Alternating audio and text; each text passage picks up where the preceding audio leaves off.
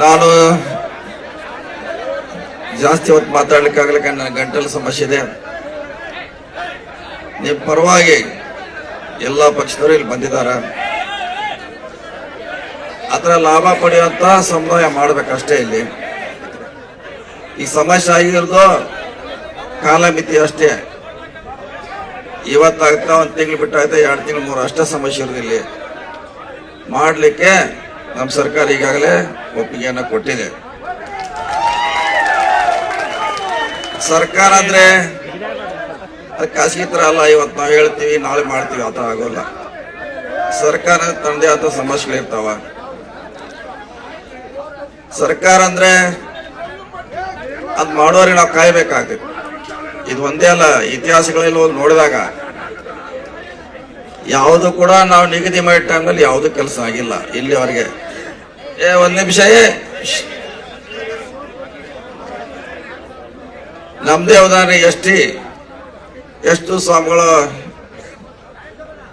ಧರಣಿ ಸತ್ಯಾಗ್ರಹ ಕೂತಿದ್ರು. 3 ಸಾರಿ ಕೂತಿದ್ರು. 3 ಸಾರಿ ಸರ್ಕಾರ ಅವ್ರಿಗೆ ಹೇಳಿತ್ತು. 1 ಸಾರಿ ಬೀದರ್ನಿಂದ ಹಿಡಿದು ಬೆಂಗಳೂರು ಪಾದಯಾತ್ರೆ ಮಾಡಿದ್ರು. ನಂತರ 40 ದಿವಸ ಕೂತಿದ್ರು. ಅವಾಗ ಸರ್ಕಾರ ಅವ್ರು ನೇಮಿಸ್ತು, ನಾಳೆ ಮಾಡ್ದು ಅಂತ ಹೇಳಿದ್ರು. ನಂತರ ಸುಮಾರು 200 ದಿವಸವರೆಗೆ ಅವರು ದೀರ್ಘ ಸತ್ಯಾಗ್ರಹ ಮಾಡಿದ ನಂತರ ಅನಿವಾರ್ಯವಾಗಿ ಸರ್ಕಾರ ಮಾಡಿತು. ಈಗ ನಿಮ್ಮ ಮನೆ ಬಾಗಿಲಿಗೆ ಬಂದಿದೆ. ಈ ಸಂದರ್ಭದಲ್ಲಿ ನೀವು ಗಲಾಟೆ ಬಿಜೆಪಿ ಕಾಂಗ್ರೆಸ್ ಜೆಡಿಎಸ್ ಅನ್ನೋದು ಅವಶ್ಯಕತೆ ಇಲ್ಲ. ಬಂದಿದೆ ನಿಮ್ಮ ಮನೆ ಬಾಗಿಲಿಗೆ. ಎಲ್ಲರೂ ಕೂಡ ಅದನ್ನ ಪಡೆಯುವಂತ ಪ್ರಯತ್ನ ಮಾಡೋಣ. ಬಿಜೆಪಿ ಆಗಿದ್ದಾಗ ಅವರೇನು ಸತ್ಯಹರಿಚಂದ್ರ, ನಾವಿದ್ದಾಗ ನಾವು ಸತ್ಯಹರಿಚಂದ್ರ ಏನ್ ಮಾಡಿಲ್ಲ. ಚುಮ್ಮಣಿ ಬೆಟ್ಟಾಗ ಎಲ್ಲರೂ ಕತ್ಲಿದೆ. ಈಗ ಅವ್ರ ಅಪೋಸಿಷನ್ ಆಗದಾರ, ಚೀರಾಡಿ ಹೇಳ್ತಾರ. ಮತ್ತಿದ್ದಾಗ ಏನ್ ಮಾಡ್ರ, ಏನ್ ಮಾಡಕ್ಕಾಗಿಲ್ಲ.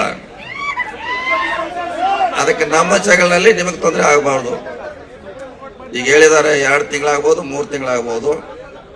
ನಮ್ಮ ಪ್ರಣಾಳಿಕೆಯಲ್ಲಿ ಇದೆ. ಸಿದ್ದರಾಮಯ್ಯ ಕ್ಯಾಬಿನೆಟ್ನಾಗ ಹೇಳಿದ್ದಾರೆ, ತಡ ಆಗ್ಬೋದು. ಮತ್ತು ನಮ್ಮ ತಿಮ್ಮಪ್ಪ ಹೇಳಿದಂಗೆ ಮುಂದಿನ ರಿಕ್ರೂಟ್ಮೆಂಟ್ ಅನ್ನ ನಾವು ತಡೆ ಹಿಡಿದಿದ್ದೀವಿ. ಯಾವ ನೋಟಿಫಿಕೇಶನ್ ಆಗಿದೆ, ಆಗಿ ಹೋಗಿದೆ. ಸೊ ಅದಕ್ಕೆ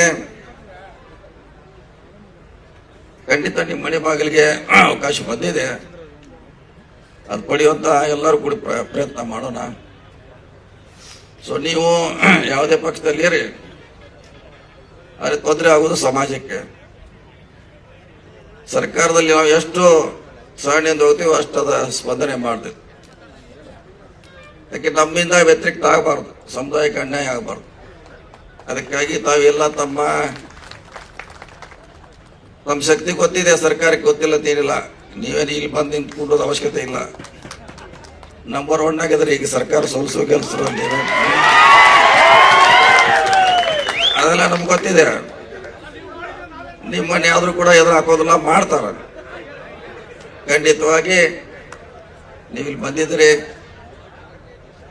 ನಿಮ್ಮ ಪ್ರೀತಿ ತೋರಿಸಿದ್ರಿ, ಆಕ್ರೋಶ ತೋರಿಸಿದ್ರಿ. ಕಳೆದ 30 ವರ್ಷಗಳಿಂದ ದೀರ್ಘವಾದಂತಹ ಹೋರಾಟ ಇದು. ಹಿಂದೆ ಮಹಾರಾಷ್ಟ್ರದ ಮರಾಠವಾಡ ವಿಶ್ವವಿದ್ಯಾಲಯಕ್ಕೆ ಬಾಬಾ ಸಾಹೇಬ್ ಅಂಬೇಡ್ಕರ್ ಅವರ ಹೆಸರು ವಿಷಯ ಬಂದಾಗ ಸುಮಾರು 20 ವರ್ಷಗಳ ಹೋರಾಟ ಆಯ್ತದ. 20 ವರ್ಷಗಳ ಹೋರಾಟ ಆಯ್ತಪ್ಪ ಅಂಬೇಡ್ಕರ್ ಹೆಸರು ಇಡ್ಲಿಕ್ಕೆ. 100 ಜನ ಪೊಲೀಸ್ ಫೈರಿಂಗ್ ಸತ್ತೋದ್ರು. 20 ವರ್ಷ ನಂತರ ಸರ್ಕಾರ ಅಗ್ರಿ ಆಯ್ತು ಹೆಸರು ಇಡ್ಲಿಕ್ಕೆ. ಅವ್ರು ಬಾಬಾ ಸಾಹೇಬ್ ಅಂಬೇಡ್ಕರ್ ಅಷ್ಟೇ ಹೆಸರು ಹಿಡಿದಿಲ್ಲ, ಅದ್ರ ಮುಂದೆ ಮರಾಠವಾಡ ಬಾಬಾ ಸಾಹೇಬ್ ಅಂಬೇಡ್ಕರ್ ಸೇರಿಸಿರ ಅವರು. ಅಂದ್ರೆ 20 ವರ್ಷ ನಂತರ ಅಷ್ಟು ಜನ ನಾವು ಕಳ್ಕೊಂಡು ಕೂಡ ಬಾಬಾ ಸಾಹೇಬ್ ಅಂಬೇಡ್ಕರ್ ಹೆಸರು ಹಿಡಿದಿಲ್ಲ ಅವರು. ಅದರಲ್ಲಿ ಮುಂದೊಂದು ಮರಾಠವಾಡ ಸೇರಿಸಿರ ಅವರು. ಅಂದ್ರೆ ನಾವೆಲ್ಲ ಶೋಷಣೆಗೆ ಒಳಗಾಗಿದ್ದು 4000 ವರ್ಷದಿಂದ. ಇವತ್ತಾಗ್ತಲ್ಲ, ನೀವು 70 ವರ್ಷದಲ್ಲಿ ಕಾಂಗ್ರೆಸ್ ಬಿಜೆಪಿಯಲ್ಲಿ ಇದು 4000 ವರ್ಷಗಳಿಂದ ಶೋಷಣೆಗೊಳಗಾಗಿದ್ದೀವಿ. ಬಹಳಷ್ಟು ಜಾತಿ ಧರ್ಮದ ಹೆಸರಲ್ಲಿ ಶೋಷಣೆಗೊಳಗಾಗಿದ್ದೀವಿ. ಅನೇಕ ಶೋಷಣೆ ದಾಟಿ ಈಗ ಬಾಬಾ ಸಾಹೇಬ್ ಅಂಬೇಡ್ಕರ್ ಸಂವಿಧಾನದಿಂದ ಸ್ವಲ್ಪ ಬೆಳಕನ್ನು ನೋಡ್ತಾ ಇದೀವಿ ನಾವು. ಅದಕ್ಕಾಗಿ 70 ವರ್ಷ ಸಹಿಸ್ಕೊಂಡಿದ್ದೀವಿ, ಇನ್ನೊಂದು ಸ್ವಲ್ಪ ಸಹಿಸ್ಕೊಳ್ಳಿಕ್ಕೆ ನಾವು ಅಂತ ತಾಳ್ಮೆ ಇರಬೇಕಾಗ್ತದೆ ನಮ್ಮ ಕಡೆ. ಖಂಡಿತವಾಗಿ ನಮ್ಮ ಸರ್ಕಾರ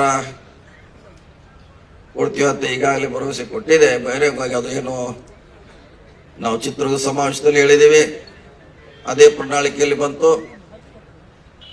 ಮತ್ತು ಇದನ್ನ ರಾಹುಲ್ ಗಾಂಧಿ ಅವರು ಕೂಡ ನ್ಯಾಷನಲ್ ಲೆವೆಲ್ ಇಂಪ್ಲಿಮೆಂಟ್ ಮಾಡಲಿಕ್ಕೆ ಕೂಡ ಅವರು ಕೂಡ ಆಸಕ್ತಿ ಹೇಳಿದ್ದಾರೆ. ಮುನಿಯಪ್ಪ ಅವರು ಸಾಕಷ್ಟು ಸರಿ ಹೋಗಿ ಸುಮಾರು ಜಗಳ ಮಾಡಿ ಬಂದವರು, ಡೆಲ್ಲಿಗೆ ಹೋಗಿ ಅವರು ಸೋನಿಯಾ ಗಾಂಧಿ, ರಾಹುಲ್ ಗಾಂಧಿ ಅವರಂದ್ರು ನಮ್ದು ನ್ಯಾಷನಲ್ ಪಾರ್ಟಿ ಇದೆ, ಕರ್ನಾಟಕದಲ್ಲಿ ಒಂದೇ ಅಲ್ಲ ನಮ್ಮ ನ್ಯಾಷನಲ್ ಪಾರ್ಟಿ ಇದೆ, ಎಲ್ಲಾನು ಅಳದು ತೂಗಿ ಮಾಡಬೇಕಾಗ್ತದೆ, ಮಾಡ್ತೀವಿ, ಸ್ವಲ್ಪ ಸಮಯ ಅದು ಕೊಟ್ಟು ಕೊಟ್ಟು ಕಳಿಸಿದ ನಮ್ಮ ಬಿಡಿ ಚರ್ಚೆ ಮಾಡಿದ್ದಾರೆ.